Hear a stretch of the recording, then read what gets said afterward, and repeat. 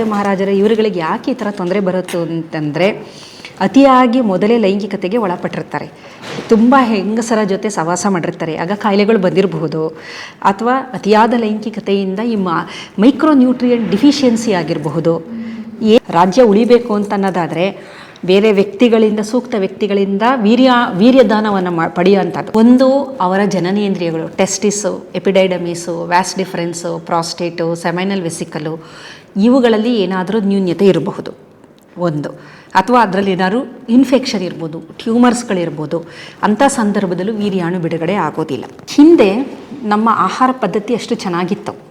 ಅದರಲ್ಲಿ ಹೆಚ್ಚು ಸಿರಿಧಾನ್ಯಗಳನ್ನು ಬಳಕೆ ಮಾಡ್ತಿದ್ರು, ರಾಗಿ ಹೆಚ್ಚು ಬಳಕೆ ಮಾಡ್ತಿದ್ರು, ಜೋಳ ಇದೆಲ್ಲ ಹೆಚ್ಚು ಬಳಕೆಯಲ್ಲಿತ್ತು. ಬಂಜೆತನಕ್ಕೆ ಒಂದು ಕಾರಣ ಅಲ್ಲ, ಕೆಲವೊಮ್ಮೆ ಬ್ಲಾಕೇಜ್ಗಳಿರುತ್ತೆ ಅಂದರೆ ಜನನೇಂದ್ರಿಯಗಳಲ್ಲಿ. ಆವಾಗ ಯೂರಿನ್ ಮುಖಾಂತರ ವೀರ್ಯಾಣುಗಳು ಹೊರಟೋಗ್ತಾ ಇರುತ್ತೆ, ಗೊತ್ತಿರೋದಿಲ್ಲ ಅವ್ರಿಗೆ. ಹಿಂದಿನ ಕಾಲದಲ್ಲೂ FTO ಜೀನು ಅನ್ನೋದು ಒಂದು ನಮಗೆ ಒಬಿಸಿಟಿ ಉಂಟು ಮಾಡೋ ಅಂಥದ್ದು, OB ಜೀನ್ ಅದು ಒಬಿಸಿಟಿ.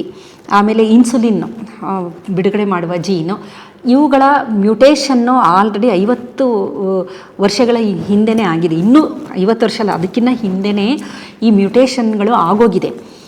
ಆಗ ಏನಕ್ಕೆ ಜನಕ್ಕೆ ಈ ಕಾಯಿಲೆ ಬರ್ತಾ ಇರಲಿಲ್ಲ ಅಂದರೆ, ಅವರ ಜೀವನ ಶೈಲಿ, ಆಹಾರ ಪದ್ಧತಿ, ಹವ್ಯಾಸಗಳು ತುಂಬ ಚೆನ್ನಾಗಿತ್ತು. ಇವಾಗ ಏನಾಗಿದೆ, ಮ್ಯೂಟೇಷನ್ ಆಲ್ರೆಡಿ ಆಗೋಗಿದೆ. ಬದಲಾದ ನಮ್ಮ ಜೀವನ ಶೈಲಿ, ಬದಲಾದ ನಮ್ಮ ಹವ್ಯಾಸಗಳು, ಬದಲಾದ ನಮ್ಮ ಆಹಾರ ಕ್ರಮ ಪದ್ಧತಿ, ಇವುಗಳಿಂದ ಏನಾಗಿದೆ ಅಂದರೆ ಈಗ ಅದು ಎಕ್ಸ್ಪ್ರೆಸ್ ಆಗ್ತಾಯಿದೆ. ಉದಾಹರಣೆಗೆ ಹೇಳಬೇಕು ಅಂದರೆ, ಹಿಂದೆ ಎಲ್ಲ ರಾಗಿನ ಬಳಕೆ ಮಾಡ್ತಾಯಿದ್ರು. ಆವಾಗ ಈ ಮ್ಯೂಟೇಷನ್ ಇದ್ರೂ ಕಾಯಿಲೆ ಏನೂ ಬಂದಿರಲಿಲ್ಲ. ಮತ್ತು ಸ್ಟ್ರೆಸ್ಫುಲ್ ಲೈಫ್ ಅಲ್ಲ ಅವ್ರದ್ದು, ಸ್ಟ್ರೆಸ್ಲೆಸ್ ಲೈಫು, ತುಂಬ ಆರಾಮಾಗಿ ಇರ್ತಿದ್ರು. ಇವಾಗೇನಾಗಿದೆ, ಆಲ್ರೆಡಿ ಹಿಂದೆ ನಮ್ಮ ಆಹಾರ ಪದ್ಧತಿ ಅಷ್ಟು ಚೆನ್ನಾಗಿತ್ತು.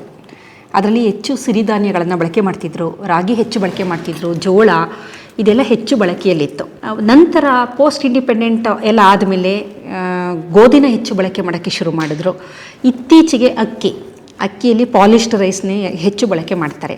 ಒಂದು ಬದಲಾದ ನಮ್ಮ ಆಹಾರ ಪದ್ಧತಿ ಇರ್ಬೋದು, ಅದರ ಜೊತೆಗೆ ನಮ್ಮ ಹವ್ಯಾಸಗಳು, ಸೆಡೆಂಟ್ರಿ ಲೈಫ್ ಸ್ಟೈಲ್, ಕೂತಲೇ ಕೆಲಸ ಮಾಡೋ ಅಂಥದ್ದು, ಫಿಸಿಕಲ್ ಆ್ಯಕ್ಟಿವಿಟಿ ತುಂಬ ಕಮ್ಮಿ. ಮೊದಲೆಲ್ಲ ಎಲ್ಲದೂ ಮನೆ ಕೆಲಸ ಆಗಲಿ ಎಲ್ಲದೂ ಮನುಷ್ಯರೇ ಮಾಡ್ತಾಯಿದ್ದಿದ್ದು. ಇವಾಗ ಎಲ್ಲದಕ್ಕೂ ಮೆಷಿನ್ಗಳಿದೆ, ಬಟ್ಟೆ ಒಗೆಯೋದೇ ಆಗಲಿ, ನೀರು, ಪ್ರತಿಯೊಂದಕ್ಕೂ ತಿರುವುದೇ ಆಗಲಿ ಎಲ್ಲದಕ್ಕೂ ಯಂತ್ರೋಪಕರಣಗಳಿದೆ.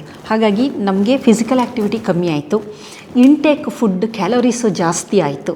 ಇದರ ಜೊತೆ ಆಹಾರದಲ್ಲಿ ಕಲರಿಂಗ್ ಏಜೆಂಟ್ಗಳು, ಪ್ರಿಸರ್ವೇಟಿವ್ಸು, ಫುಡ್ ಎಡಿಟಿವ್ಸು ಇವುಗಳನ್ನೆಲ್ಲ ನಾವು ಬಳಕೆ ಮಾಡ್ತಿರೋದ್ರಿಂದ ಎಲ್ಲೋ ಒಂದು ಕಡೆ ಇವೆಲ್ಲದರ ಜೊತೆಯಲ್ಲಿ ಸ್ಟ್ರೆಸ್, ಒತ್ತಡನೂ ಜಾಸ್ತಿ ಆಗ್ತಿರೋದ್ರಿಂದ ಒಟ್ಟಾರೆ ಇದೆಲ್ಲ ಸೇರ್ಕೊಂಡು ಏನಾಗಿದೆ, ಮ್ಯೂಟೇಷನ್ ಆಗೋಗಿದೆ. ಇದು ಯಾವ ಥರ ಅಂದರೆ, ಗನ್ನು ಲೋಡ್ ಆಗಿತ್ತು, ನಮ್ಮ ಹಿರಿಯರಿಗೂ ಗನ್ನು ಲೋಡ್ ಆಗಿತ್ತು, ಟ್ರಿಗರ್ ಒತ್ತಿಲ್ಲ ಅವ್ರು ಯಾರನ್ನು. ಸೊ ಎಲ್ಲರೂ ಚೆನ್ನಾಗೇ ಇದ್ದರು.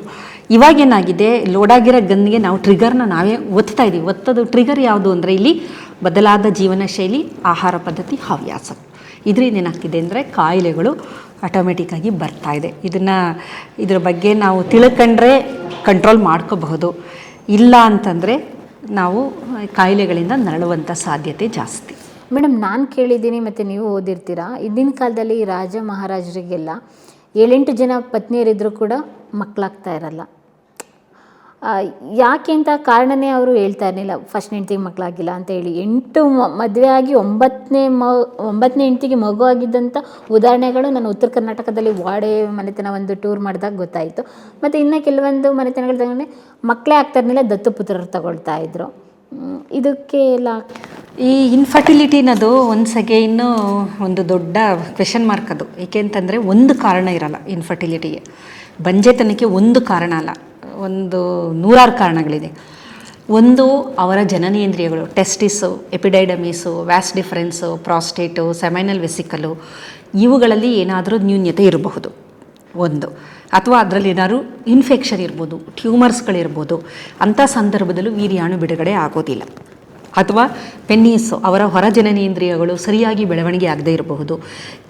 ಕ್ರಿಪ್ಟಾಟ್ಕಿಡಿಸಮ್ ಅಂತ ಅಂತಾರೆ, ಅಂದರೆ ಟೆಸ್ಟಿಸು ಕೆಳಗಡೆ ಜಾರದೇ ಇರೋ ಅಂಥದ್ದು, ಆ ಒಂದು ಚೀಲದಲ್ಲಿ ಜಾರದೆ ಹೊಟ್ಟೆಯಲ್ಲೇ ಇರುತ್ತೆ, ಅದು ಅಬ್ಡಾಮಿನಲ್ ಇದರಲ್ಲೇ ಇರುತ್ತೆ, ಸ್ಯಾಕ್ಗೆ ಕೆಳಗಡೆ ಡಿಸೆಂಡ್ ಆಗಿರಲ್ಲ. ಅಂಥ ಸಂದರ್ಭದಲ್ಲೂ ವೀರ್ಯಾಣು ಬಿಡುಗಡೆ ಆಗೋದಿಲ್ಲ. ಆಮೇಲೆ ಹಾರ್ಮೋನ್ ವೇರಿಯೇಷನ್, ಅದರಲ್ಲಿ ಅವ್ರದ್ದು ಟೆಸ್ಟೋಸ್ಟಿರಾನ್ ಆಗ್ಬೋದು, FSH LH ಟೆಸ್ಟೋಸ್ಟಿರಾನು, ಥೈರಾಯ್ಡು, ಸುಮಾರು ಹಾರ್ಮೋನ್ಸ್ಗಳು ಇರುತ್ತೆ ಪುರುಷರಲ್ಲಿ. ಇವುಗಳು ಬಿಡುಗಡೆಯಾಗದೇ ಇರುವಂಥ ಸಂದರ್ಭಗಳು ಇರ್ಬೋದು. ಅದರಲ್ಲಿ ಆ ಜೀನ್ಗಳ ಮ್ಯೂಟೇಷನ್ ಆಗಿ ಹಾರ್ಮೋನಲ್ಲಿ ವೇರಿಯೇಷನ್ ಇರುವಂಥದ್ದು. ಮಾಲ್ ನ್ಯೂಟ್ರಿಷನ್ ಇರ್ಬೋದು, ಸರಿಯಾದ ಆಹಾರ, ಪೌಷ್ಟಿಕ ಆಹಾರ, ಜಿಂಕು, ಲೈಕೋಪಿನು, ಮೆಗ್ನೀಷಿಯಮ್, ಕ್ಯಾಲ್ಶಿಯಂ, ಐರನ್ ಈ ಥರದ್ದು ಸರಿಯಾದ ಪ್ರಮಾಣದಲ್ಲಿ ಸೇವಿಸದೇ ಇದ್ದಾಗ ವೀರ್ಯಾಣುಗಳ ಬಿಡುಗಡೆ ಆಗೋದಿಲ್ಲ. ಅದರ ಜೊತೆಗೆ ಕ್ರೋಮೋಸೋಮಲ್ ವೇರಿಯೇಷನು, ಈಗ XY ಬದಲು XXY, XYY ಅಥವಾ ಮೊಸೈಕಿಸಮ್ ಇದು ಇರಬಹುದು. ಇದರ ಜೊತೆಗೆ ಇನ್ಫೆಕ್ಷಿಯಸ್ ಡಿಸೀಸು, ಸೆಕ್ಷುಲಿ ಟ್ರಾನ್ಸ್ಮಿಟೆಡ್ ಡಿಸೀಸ್ಗಳಿರಬಹುದು. ಗೊನೇರಿಯಾ, ಸಿಫಿಲಿಸ್ ಆಗ್ಬೋದು, ಬೇರೆ ಬೇರೆ ಥರದ್ದು, HIV, ಹೆಪಟೈಟಿಸ್ ಈ ಥರದ್ದು. ಆಮೇಲೆ ಪ್ಯಾರಾಸಿಟಿಕ್ ಡಿಸೀಸಸ್ ಇರ್ಬೋದು, ಮಲೇರಿಯಾ ಈ ಥರದ್ದು ಡಿಸೀಸ್ಗಳಿದ್ದಾಗಲೂ ಇನ್ಫರ್ಟಿಲಿಟಿ ಬರುವಂಥದ್ದು. ಇದರ ಜೊತೆಗೆ ವೈವರ್ಣತಂತುವಿನ ಮೈಕ್ರೋಡಿಲೀಷನ್ ಅಂತ ಕರಿತೀವಿ. ವೈವರ್ಣತಂತುವಿನಲ್ಲಿರೋ ಕೆಲವೊಂದು ಜೀನ್ಗಳು ಮ್ಯೂಟೇಷನ್ ಆಗಿರಬಹುದು. ಇದರ ಜೊತೆಗೆ ಎನ್ವಾರ್ನಮೆಂಟಲ್ ಫ್ಯಾಕ್ಟರ್ಸ್ ಅಂತ ಕರಿತೀವಿ. ಎನ್ವಾರ್ನಮೆಂಟಲ್ ಫ್ಯಾಕ್ಟರ್ಸ್ ಅಂತಂದರೆ ಮುಖ್ಯವಾಗಿ ಈಗ ನಾವು ಝೀನೋ ಎಸ್ಟ್ರೋಜನ್, ಹೆಚ್ಚು ಪ್ಲಾಸ್ಟಿಕ್ ಬಳಕೆ ಮಾಡೋದೇ ಆಗಲಿ, ಹೆಚ್ಚು ರಾಸಾಯನಿಕಗಳ ಬಳಕೆ ಮಾಡೋದೇ ಆದಾಗ ಏನಾಗುತ್ತೆ ಅಂತಂದರೆ ಅವು ದೇಹದಲ್ಲಿ ಎಸ್ಟ್ರೋಜನ್ ಹಾರ್ಮೋನ್ನ ಬಿಡುಗಡೆ ಮಾಡುತ್ತೆ, ಸಿಂಥೆಟಿಕ್ ಎಸ್ಟ್ರೋಜನ್. ಅದರಿಂದನೂ ವೀರ್ಯಾಣುಗಳ ಬಿಡುಗಡೆ ಆಗೋದಿಲ್ಲ. ಇದರ ಜೊತೆಯಲ್ಲಿ ಕೆಲವೊಂದು ಕಾಯಿಲೆಗಳು, ಡಯಾಬಿಟಿಕ್, ಒಬಿಸಿಟಿ, ಮಲ್ಟಿಫ್ಯಾಕ್ಟೋರಿಯಲ್ ಕಾಯಿಲೆಗಳು ಇದ್ದಾಗಲೂ ವೀರ್ಯಾಣು ಬಿಡುಗಡೆ ಆಗೋದಿಲ್ಲ. ಕೆಲವೊಂದು ಆಕ್ಸಿಡೆಂಟ್ ಆದಾಗ ಸ್ಪೈನಲ್ ಇಂಜುರಿ ಆಗಿರುತ್ತೆ, ಟಾರ್ಷನ್ ಆಗೋಗಿರುತ್ತೆ, ಆ ನರ್ವ್ ಡ್ಯಾಮೇಜ್ ಆಗಿರುತ್ತೆ, ಆವಾಗ್ಲೂ ಎಜಾಕ್ಯುಲೇಟರಿ ಪ್ರಾಬ್ಲಮ್ ಇರುತ್ತೆ. ನಂತರ ಟಾರ್ಷನ್ ಆದಾಗ ಬ್ಲಡ್ ಬ್ರೈನ್ ಬ್ಯಾರಿಯರ್ ಅಂತ ಇರುತ್ತೆ, ಒಂದು ಟೆಸ್ಟಿಸ್ಗೂ ಒಂದು ಕೋಟೆ ಥರ ಕವಚ, ಅದು ಟೆಸ್ಟಿಸಲ್ಲಿ ಏನು ಸ್ಪರ್ಮ್ ಬಿಡುಗಡೆ ಆಗುತ್ತೆ ಅದು ರಕ್ತಕ್ಕೆ ಹೋಗದೇ ಇರೋದು, ಅದು ಹಾಳಾಗಿರುತ್ತೆ. ಅವಾಗೇನಾಗುತ್ತೆ, ದೇಹನೇ ಆ್ಯಂಟಿಸ್ಪರ್ಮ್ ಆ್ಯಂಟಿಬಾಡಿಯನ್ನು ಬಿಡುಗಡೆ ಮಾಡಿ ವೀರ್ಯಾಣುಗಳನ್ನು ದೇಹನೇ ಕೊಲ್ಲುತ್ತೆ. ಅದು ಆ್ಯಂಟಿಜನ್ ಹೊರಗಡೆಯಿಂದ ಬಂದಿರುವ ವಸ್ತು ಅಂತ ಅಂದ್ಕೊಂಡು ಅದನ್ನ ಕೊಲ್ಲುತ್ತೆ, ಆವಾಗ್ಲೂ ಬಿಡುಗಡೆ ಆಗಲ್ಲ. ಇದರ ಜೊತೆಯಲ್ಲಿ ಕೆಲವೊಮ್ಮೆ ಬ್ಲಾಕೇಜ್ಗಳಿರುತ್ತೆ, ಅಂದರೆ ಜನನೇಂದ್ರಿಯಗಳಲ್ಲಿ. ಆವಾಗ ಯೂರಿನ್ ಮುಖಾಂತರ ವೀರ್ಯಾಣುಗಳು ಹೊರಟೋಗ್ತಾ ಇರುತ್ತೆ, ಗೊತ್ತಿರೋದಿಲ್ಲ ಅವ್ರಿಗೆ. ಅದು ಸ್ಪರ್ಮ್ ಏನಿರುತ್ತೆ ವೀರ್ಯಾಣುಗಳು ಸೆಮನ್ ಜೊತೆ ಬರಲ್ಲ, ಅದು ಯೂರಿನ್ ಜೊತೆ ಹೊರಟೋಗ್ತಾ ಇರುತ್ತೆ. ಹಾಗಾಗಿ ಈ ಮಧುಮೇಹ ಆಗಿರ್ಬೋದು, ಈ ಥರದ ತೊಂದರೆಗಳು ಇದ್ದಾಗಲೂ ಸಹ ಇದರ ಜೊತೆಗೆ ಬೇಕಾದಷ್ಟು ಇತ್ತೀಚೆಗೆ ಕೇಳ್ತಾ ಇದ್ದೀವಿ, ಹೆಚ್ಚಾದ ಮೊಬೈಲ್ ಫೋನ್ ಬಳಕೆ ಇರ್ಬೋದು, ಲ್ಯಾಪ್ಟಾಪ್, ಹೆಚ್ಚು ಉಷ್ಣತೆ, ದೇಹದಲ್ಲಿ ಉಷ್ಣತೆ ಹೆಚ್ಚಾದಾಗ ಟೈಟ್ ವೇರ್ಗಳಾಗಿರ್ಬೋದು, ಅಂಥ ಸಂದರ್ಭದಲ್ಲೂ ಈ ಟೆಸ್ಟಿಸ್ಗೆ ತೊಂದರೆಯಾಗುವ ಎಲ್ಲ ಸಾಧ್ಯತೆಗಳಿದೆ. ಈ ಥರ ಕಾರಣಗಳು ಹುಡುಕ್ತಾ ಹೋದರೆ ತುಂಬ ಇದೆ. ಯಾವ ಕಾರಣ ಅನ್ನೋದು ಬಂಜೆತನಕ್ಕೆ ಪ್ರತಿಯೊಬ್ಬ ವ್ಯಕ್ತಿಯಲ್ಲೂ ಡಿಫ್ರೆಂಟ್. ಮೇಡಮ್, ಹಿಂದಿನ ಕಾಲದಲ್ಲಿ ಹೇಗೆ ಐಡೆಂಟಿಫೈ ಮಾಡ್ತಾ ಇದ್ರು ಈ ಡಿಸಾರ್ಡರ್ಸ್ ಎಲ್ಲ? ಇದನ್ನ ಏನು ಐಡೆಂಟಿಫೈ ಮಾಡೋಕ್ಕಾಗ್ತಾ ಇರಲಿಲ್ಲ, ಪ್ರಯತ್ನ ಮಾಡ್ತಾ ಇದ್ರು. ಪ್ರಯತ್ನ ಒಂದಾಗದು, ನಮಗೆಲ್ಲ ಟೆಕ್ನಾಲಜಿ ಮುಂದುವರೆದಿದೆ, ಟೆಸ್ಟ್ಗಳಿದೆ, ಅಡ್ವಾನ್ಸ್ ಆಗಿ ಬಂದಿದ್ವಿ. ಅವಾಗೆಲ್ಲ ಹೆಂಗೆ ಐಡೆಂಟಿಫೈ ಮಾಡ್ತಾರೆ? ನಾಟಿ ವೈದ್ಯಕೀಯ ಪದ್ಧತಿಯಲ್ಲಿ ಏನಾದರೂ ಇದರಲ್ಲಿ ಅಲ್ಲ, ಅದೇ ಈಗ ಮಾಲ್ ನ್ಯೂಟ್ರಿಷನ್ನಲ್ಲಿ ಕೆಲವೊಂದು ವ್ಯತ್ಯಾಸ ಇದ್ದಾಗ ನೀವು ಅದನ್ನು ಸರಿ ಮಾಡ್ಕೋಬೋದು. ಇನ್ಫೆಕ್ಷನ್ ಆಗೂ ಕೆಲವೊಂದು ಸಂದರ್ಭದಲ್ಲಿ ಆಗ್ತಾ ಇರುತ್ತೆ. ಇನ್ಫೆಕ್ಷನನ್ನು ಕಡಿಮೆ ಮಾಡೋಕ್ಕೆ ಔಷಧಿ ತಗೊಂಡಾಗಲೂ ಸರಿಯಾಗ್ಬೋದು. ಅಂದರೆ ಆ ವ್ಯಕ್ತಿಗೆ ಯಾವುದರಿಂದ ಏನಾಗಿದೆ ಅಂತ ಗೊತ್ತಿಲ್ಲ ನಮಗೆ.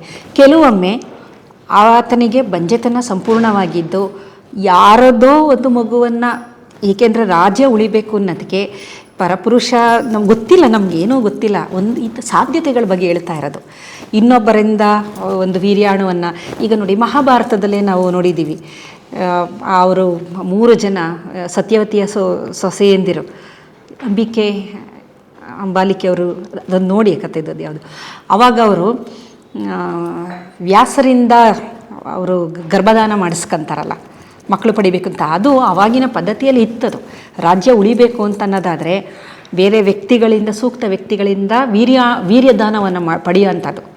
ವೀರ್ಯದಾನವನ್ನು ಪಡೆದು ಮಾಡ್ಕೊಂಡಿರ್ಬೋದು, ಗೊತ್ತಿಲ್ವಲ್ಲ ನಮಗೆ. ಪುರಾಣಗಳಲ್ಲೂ ಆ ರೀತಿ ಇದೆ. ರಾಜ್ಯ ಉಳಿಬೇಕು ಅಂದಾಗ ಏನು ಬೇಕಾದರೂ ಮಾಡಿರಬಹುದು, ಮಾಡದೇನೂ ಇರಬಹುದು, ಮಾಡಿರ್ಲೂಬಹುದು.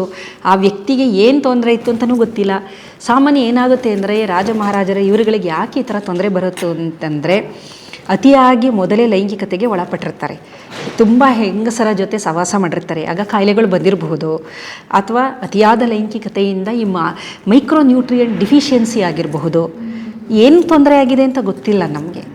ಸೊ ಹಾಗಾಗಿ ಬಂಜೆತನ ಉಂಟಾಗಿರುವಂಥ ಸಾಧ್ಯತೆಗಳು ಇರಬಹುದು. ಅತಿಯಾದ ಲೈಂಗಿಕತೆ ಅಂತ ಹೇಳಿದರೆ ನೀವು ಸೆಕ್ಸ್ ಅತಿಯಾದಾಗ್ಲೂ ಅದರಿಂದನೂ ತೊಂದರೆಗಳಾಗುತ್ತೆ. ಯಾವುದೇ ಆದರೂ ಅತಿಯಾದ್ರೂ ಅದರಿಂದ ಎರೆಕ್ಟೈಲ್ ಡಿಸ್ಫಂಕ್ಷನ್ ಅಂತಲೂ ಒಂದಿದೆ. ಎರೆಕ್ಟೈಲ್ ಡಿಸ್ಫಂಕ್ಷನಲ್ಲಿ ಡಯಾಬಿಟಿಕ್ ಇದ್ದಾಗ ಅವರಿಗೆ ಎರೆಕ್ಟೈಲ್ ಡಿಸ್ಫಂಕ್ಷನ್ ಆಗುವ ಸಾಧ್ಯತೆ ಇದೆ. ಹಾಗಾಗಿ ಅಂದರೆ ಲೈಂಗಿಕತೆಗೆ ಒಳಪಡೋಕ್ಕಾಗೋದಿಲ್ಲ. ಅಂಥ ಸಂದರ್ಭದಲ್ಲಿ ಮಕ್ಕಳು ಆಗದೇ ಇರೋ ಸಾಧ್ಯತೆ ಇರುತ್ತಲ್ವ. ಮತ್ತು ಇವಾಗ ಕೆಲವೊಬ್ಬರು ತುಂಬ ವರ್ಷಗಳಿಂದ ಮಕ್ಕಳಾಗ್ತಾರಲ್ಲ ಅಂತ ಹೇಳಿದಾಗ ನಾವು ಕೆಲವೊಂದು ಸಿನಿಮಾಗಳೆಲ್ಲ ತೋರಿಸಿದ್ರು. ಫಾರ್ ಎಕ್ಸಾಂಪಲ್ ನಾಗಮಂಡಲ ಸಿನಿಮಾದಲ್ಲಿ ಏನೋ ಒಂದು ಪೌಡರು ಏನೋ ಒಂದು ಹಾಕಿ ಮದ್ದು ಆಯುರ್ವೇದಿಕ್ ಮದ್ದು ಹಾಕ್ಕೊಟ್ರೆ ಮಕ್ಕಳಾಗುತ್ತೆ ಅಂತ, ಆ ಥರನೂ ಪವರ್ ಇದೆಯಾ ಮೇಡಮ್? ಅದು ನ್ಯೂಟ್ರಿಷನ್ ಇರಬಹುದು. ಈಗ ಅವರಿಗೆ ಮಾಲ್ ನ್ಯೂಟ್ರಿಷನ್ ಆಗಿದ್ದು ನೀವು ನ್ಯೂಟ್ರಿಷನ್ ಕೊಟ್ಟಾಗ ಆಗುವ ಸಾಧ್ಯತೆ ಇದೆ. ಈಗ ಇನ್ಫೆಕ್ಷನ್ನಿಂದ ಅವರಿಗೆ ವೀರ್ಯಾಣು ಬಿಡುಗಡೆ ಆಗ್ತಿಲ್ಲ, ಈ ಏನೋ ಒಂದು ಮದ್ದು ಅಂತ ಕೊಟ್ಟಿರ್ತಾರಲ್ಲ ಆಯುರ್ವೇದಿಕ್ ಔಷಧ, ಅದು ಔಷಧಿಯಾಗಿ ಏನಾದ್ರು ವರ್ತನೆ ಮಾಡಿ ಆ ಇನ್ಫೆಕ್ಷನ್ ಸೋಂಕನ್ನು ಹೋಗಲಾಡಿಸಿದ್ರೆ ಬ್ಯಾಕ್ಟೀರಿಯಾ ವೈರಲ್ಲಿಂದನೂ ಸೋಂಕಿಂದನೂ ಇದು ಬಂಜೆತನ ಬರುತ್ತಲ್ವ, ಅದು ಹೋಗಲಾಡಿಸಿದ್ರೆ ಖಂಡಿತ ಆಗುವ ಸಾಧ್ಯತೆ ಇದೆ.